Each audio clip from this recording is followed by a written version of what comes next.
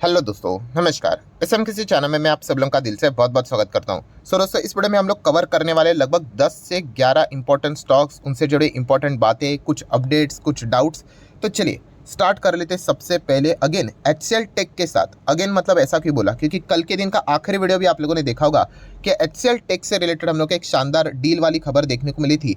And ये सिलसिला आज के दिन भी हम लोग को कायम रहते हुए देखने को यहाँ पे मिल चुका है। मतलब एचसीएल टेक की अगर हम लोग यहाँ पे बात करें दोस्तों, तो यहाँ पे एक और बड़ा कॉन्ट्रैक्ट यहाँ पे एचसीएल टेक यहाँ पे जीतते हुए देखने को मिल रहा है। कौन सा कॉन्ट्रैक्ट है? क्लाउड लीड डिजिटल ट्रांसफॉर्मेशन से रिलेटेड कॉन्ट्रैक्ट। एंड ये किसके साथ यहाँ पे हम लोग को डील होते हुए देखने को मिल रही है? तो दोस्तों बहुत बड़ी कंपनी सीमेंस। यस दोस्तों, सीमेंस को कोई इंट्रोडक्शन की यहाँ पे ज़रूरत नहीं है। एंड इनके साथ इनकी ये डील होते हुए देखने को मिल रही है। एंड ये डील कोई नॉर्मल डील नहीं है, मल्टी ईयर डील हम लोग को होते हुए देखने को मिल रही है। हाँ, मतलब बहुत ही लंबी अवधि का कॉन्ट्रैक्ट हम लोग को होते हुए देखने को मिला। इसका अर्थ क्या होता है बेसिकली? हाँ, कि कंपनी का जो रेवेन्यू है ना, उसमें जो इनकमिंग पैसा आते रहेगा ना, ये कई सालों तक सीमेंट से तो इनको एटलीस्ट यहाँ पे आता रहेगा। तो ऐसे बहुत सारे कंपनीज की ओर से अगर मल्टीपल डील्स मिलते जाते हैं ना, तो इनका एक लेवल सेट हो जाता है। तो कंपनी का मैनेजमेंट पॉजिटिव कमेंट्री देता है, मार्जिन पॉजिटिव यहाँ पे आज पॉजिटिव मतलब अच्छे यहाँ पे आ सकते हैं करके, नंबर्स अच्छे आ सकते हैं, इस प्रकार के कमेंट्रीज हम लोग को देते हुए देखने को मिल जाते हैं। सो डेफिनेटली बहुत ही कमाल की खबर हम लोग को आज के दिन एचसीएल टेक से जुड़ी हुई देखने को यहाँ पे मिली है। बहुत शानदार कंपनी। यस, एचसीएल टेक मतलब क्या है? ये लार्ज कैप कंपनी है, 3.5 लाख करोड़ के आसपास का मार्केट कैप है। एंड आपका बेसिक इससे ये क्या होना चाहिए, रिक्वायरमेंट क्या होना चाहिए कि भाई मेरा पैसा 5 साल में 100% मतलब डबल करके दे। ये बेसिक हम लोगों का रिक्वायरमेंट रहेगा। अभी इससे ज़्यादा अगर मिल गया तो वो बोनस है, ठीक है। तो ये चीज़ हम लोगों ने यहाँ पे समझनी चाहिए। अभी अगर आप चेक करोगे 5 साल में इसका रिटर्न कितना है, 134% के रिटर्न से। मतलब कंपनी अपने हिसाब से जितना इन्वेस्टर मतलब सोच रहा है उसी के हिसाब से इनफैक्ट थोड़ा बहुत ज़्यादा भी यहाँ पे रिटर्न जनरेट करके दे रही है। हाँ, अगर आप ये कहते हो कि नहीं नहीं 134 100% नहीं चाहिए, मुझे 500% चाहिए, तो फिर मत आओ। फिर आपको फिर छोटे कोई तो कंपनी पकड़नी पड़ेगी, ठीक है। वहाँ पे वॉलेटिलिटी भी ज़्यादा रहेगी, फिर वो 30 40 50% नीचे भी जा सकता है। ये पॉइंट भी हम लोग को पता है यहाँ पे होना चाहिए। सो बहुत ही अच्छी खबर हम लोग को देखने को मिली एचसीएल टेक से रिलेटेड। सो इसी चीज़ का फायदा आज के दिन भी देखने को इस स्टॉक को मिल चुका है। देन दोस्तों हम लोग यहाँ पे बात करेंगे डिफेंस सेक्टर। यस दोस्तों, डिफेंस सेक्टर का जो परफॉर्मेंस है वो अभी भी शानदार देखने को यहाँ पे मिल रहा है। अभी मैं सारे डिफेंस स्टॉक्स को तो कवर यहाँ पे नहीं कर सकता, बट कुछ इंपॉर्टेंट स्टॉक्स उनसे जुड़ी इंपॉर्टेंट बातें, जैसे कि हिंदुस्तान एरोनॉटिकल्स लिमिटेड। अभी एचएएल को कवर करने से रिलेटेड मकसद क्या है? तो मैंने एक चीज़ आप लोगों को सिखा के रखी हुई थी, जो टेक्निक है, एक ही टेक्निक है, एसएमकेसी पीटी, ठीक है, पोजिशनल ट्रेड से रिलेटेड, ठीक है। तो एचएएल देखा गया तो एक सरकारी कंपनी है, बट यस डिफेंस सेक्टर बहुत ही फॉर्म में चल रहा है। तो ये भी कंपनी बहुत अच्छा यहाँ पे कर रही है। एंड कंपनी ने बीच में स्प्लिट का अनाउंसमेंट किया था, स्प्लिट भी यहाँ पे मिलने वाला है, बट वो फॉर्मेलिटीज़ बाकी है, ये अप्रूवल वो अप्रूवल तो बाद में यहाँ पे आ जाएगा। सो उसके बाद अगर आप देखोगे तो आज जाके हम कह सकते हैं कि इसका एक्चुअल में 12.5% से ज़्यादा के रिटर्न्स भी हम लोग को बनते हुए देखने को मिले। मतलब जिस दिन इन्होंने स्प्लिट अनाउंस किया था, ठीक है, एंड उसके नेक्स्ट दिन अगर किसी ने एएमओ ऑर्डर भी डाला होगा, ठीक है, तो आज उसको शायद से 12.5% के आसपास का रिटर्न्स बनते हुए देखने को यहाँ पे मिला होगा, ठीक है। ये थोड़ा सा प्रैक्टिकली मैंने भी यहाँ पे ट्राई किया था, तो इसलिए मैं ये आपके साथ एक्सपीरियंस यहाँ पे शेयर कर पा रहा हूँ। सो डेफिनेटली ये सारी कंपनियाँ अच्छा परफॉर्मेंस दे रही है। दैन अगर हम लोग बात करेंगे कोचिन शिपयार्ड, 20% का सर्किट लगते हुए देखने को मिल रहा है। अभी इसी से रिलेटेड हाल ही में मैंने एक अपडेट वाला वीडियो बनाया था। कौन सा अपडेट? कि हमारे जो इंडियन नेवी के जो चीफ है उन्होंने भी बोला था कि मतलब बोलते हैं ना कि प्रिपेयर हो जाओ, कि एक और हमारा मतलब भारत देश की अगर हम लोग बात करें तो एक और नया एयरक्राफ्ट कैरियर हमारे काफिले में जुड़ने वाला है। ऑलरेडी 2 है, एक और यहाँ पे आ जाएगा, मतलब 3 यहाँ पे हो जाएंगे करके। एंड वो इंडियन मेड रहने वाला है, ठीक है। अभी देखा गया तो इससे रिलेटेड ऑफिशियल खबर आज भी नहीं आई है, बट अगर आप देखोगे तो स्टॉक हम लोग को 20% भागते हुए देखने को मिल रहा है। इसका अर्थ क्या होता है? देखिए, जो बड़े प्लेयर होते हैं ना, उनको कुछ ना कुछ पता होता है, ठीक है। आपके शेयर्स खरीदने से, मेरे शेयर्स खरीदने से, या फिर आप और हम सब मिलकर खरीदने से भी शेयर के प्राइस में कोई बदलाव नहीं होता है, जब तक बड़ा प्लेयर नहीं खरीदता। बड़ा प्लेयर मतलब कोई एक ऐसा इंडिविजुअल इंसान नहीं होता है। मैंने इसके पहले भी आपको कहा है, बड़ा प्लेयर मतलब क्या, कि जैसे कि मान लीजिए अभी ये एसएम किसी चैनल है, अगर कल मैं मेरा म्यूचुअल फंड खोल दूँ एंड अगर आप मुझे सब पैसा देना स्टार्ट करें, तो हाँ मेरे पास भी बहुत पैसा आ जाएगा। मान लीजिए ऐसे ही रफली बोल देता हूँ, 100 करोड़ 200 करोड़ 500 करोड़ 1000 करोड़। एंड अगर मैं जाके शेयर खरीदूँ तो फिर वॉल्यूम चेंज होंगे कि नहीं? तो इसी को बड़ा प्लेयर बोलते हैं। सो आप देख सकते हो, अभी तक ऑफिशियली कोई खबर नहीं है, बट 20% के सर्किट मतलब क्या, किसी ने बड़ा माल उठाया है।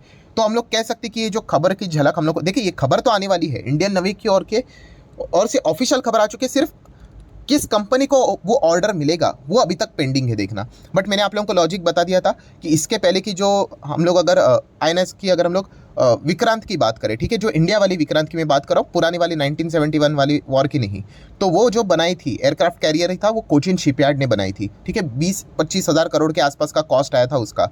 सो इसीलिए अगर वापस इंडियन मेड ही एयरक्राफ्ट कैरियर अगर बनाना है तो कोचिन शिपयार्ड के पास ही शायद से कॉन्ट्रैक्ट जा सकता है। इसके चांसेस ज़्यादा है, अगेन कह रहा हूँ दोस्तों, इसकी गारंटी नहीं है। क्या पता कल अगर खबर आ जाए कि नेक्स्ट एयरक्राफ्ट कैरियर ये है, इसको बनाने से रिलेटेड ऑर्डर किसी और कंपनी को मिल गए, तो स्टॉक नीचे भी आ सकता है। बट बताने का मकसद क्या है कि मार्केट कितना सिंपल है। देखिए, आप थोड़ा सा दिमाग लगाओगे तो चीज़ें आप लोगों को समझ में आ जाएगी। प्रॉब्लम कहाँ पे आते हैं, हाँ, हमें क्विक रिटर्न्स चाहिए। क्विक रिटर्न्स के लिए भागे तो फिर मार्केट क्या किधर भी जाओ आप फंसने ही वाले हो।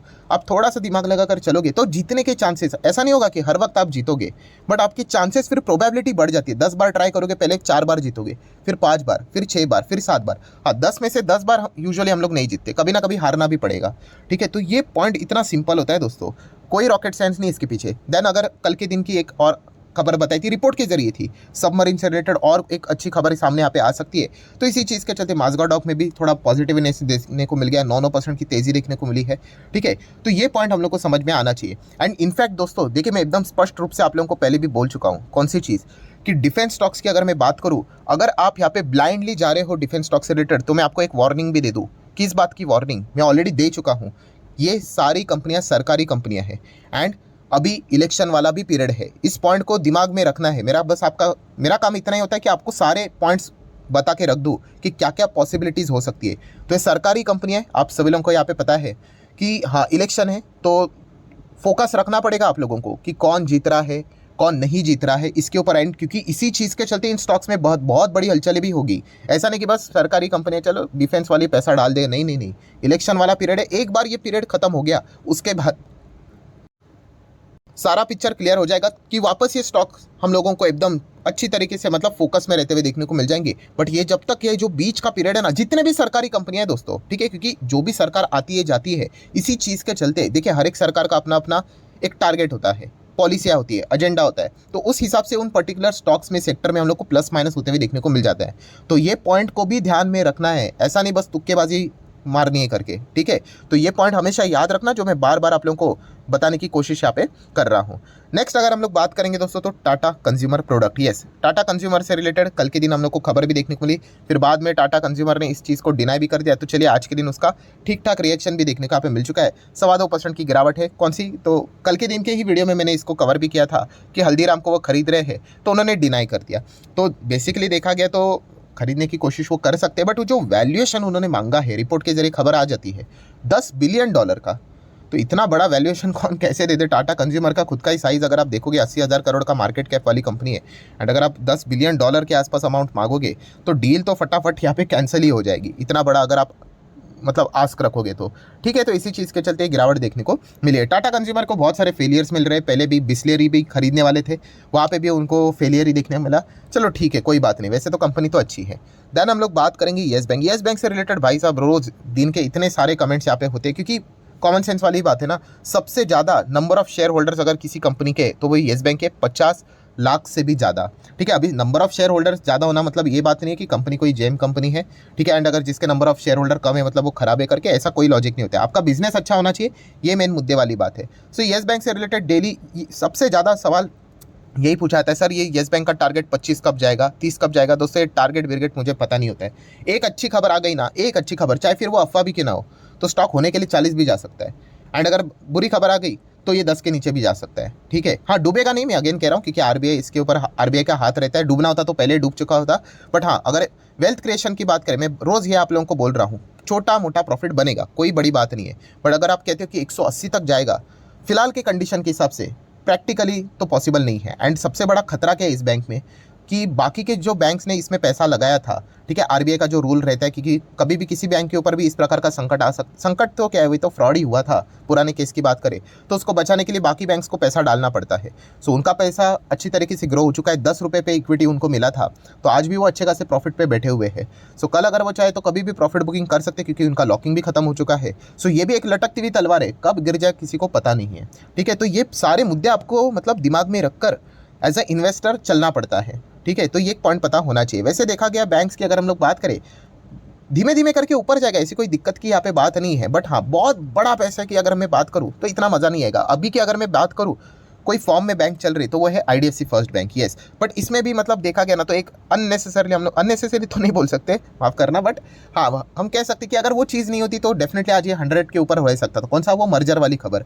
जब भी मर्जर होता है ना, इतने सारे अप्रूवल चाहिए होते हैं, ये अप्रूवल वो अप्रूवल, एंड किधर अगर किधर पेपर अटक गया तो फिर वो इतना स्ट्रेच आउट हो जाता है ना, तो इसके चलते बहुत सारे प्लेयर्स ना परेशान हो जाते हैं। ठीक है, इससे कोई खराब बात नहीं होती। अभी एचडीएफसी का मर्जर देख लेना, कितना वो लंबा प्रोसेस, साल भर 1.5 साल भर तक वो चलता ही रहता है। वो पीवीआर आइनॉक्स का देख लेना, देन और एक कोई तो एल&टी इन्फोटेक माइंट्री का देख लेना, तो ये चलता रहता है ना, तो इसमें बहुत ज़्यादा टाइम तक वो स्टॉक स्टक रहता है। ठीक है, अगर कोई एक नेगेटिव खबर आ गई कि इधर पेपर क्लियर नहीं हुआ तो रोक दिया गया करके, तो वापस नीचे आएगा। देखिए, होगा मर्जर, इतना तो पक्का है, चांसेस तो कम है कि नहीं होगा करके, डेफिनेटली होगा। हाँ, बट टाइम कंज्यूमिंग प्रोसेस होता है ना, तो इसके बीच में थोड़ा सा मोमेंटम लूज हो जाता है। ये मैं क्यों बोल रहा हूँ? क्योंकि आईडीएफसी फर्स्ट बैंक में अगर कोई जाने का प्लान कर रहा है तो भाई शॉर्ट टर्म के लिए तो बिल्कुल मत जाना, बहुत टाइम लगेगा इसमें। एंड अभी हम लोग कह सकते हैं इसमें परफॉर्मेंस भी अच्छा है। अगर इस वक्त के भी नंबर कौन से, अभी Q2 के नंबर्स आ जाएंगे, ठीक है, अगर वो भी अच्छे आ गए तो डेफिनेटली फिर ये 100 का भी दरवाज़ा तोड़ने का पूरी कोशिश करेगा। उसके पहले भी हो सकता है, क्योंकि बड़े बड़े अभी इन्वेस्टर के भी नाम आ चुके हैं, बहुत सारे लोगों को कॉन्फिडेंस मिल जाता है इस चीज़ के चलते। क्योंकि बड़े प्लेयर्स क्या करते हैं,